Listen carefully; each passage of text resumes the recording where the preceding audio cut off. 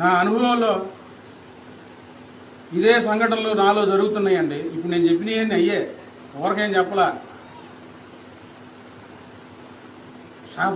Shop మీద వండుకొని ఉన్నాను నేను. షాపు కిందకు నీళ్ళు వచ్చేస్తున్నాయి. ఆ నీళ్ళు ఒక కంటి తిట్ట చూస్తే చాలా వరద ఉంది. నేను ఇంకా షాప్ మీద పండుకొని ఉన్నాను. లేవట్లా. అట్లా తడిదారులు ఉలిక్కిపడి లేచాను. లేదు చూస్తే ఏం కనపట్ల, నీళ్లు లేవు, ఏం లేవు, షాపు లేవు.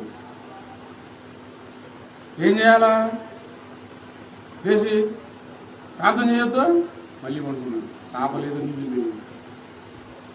ఆ 2-3 వారాల తర్వాత భయంకరమైన శోధనలు వచ్చినాయండి. అప్పుడు లేదు ప్రభువా నువ్వు లేపినప్పుడు లేవలేదయ్యా. దేవుడు ముద్దు లేపినప్పుడు లేవాలిగా.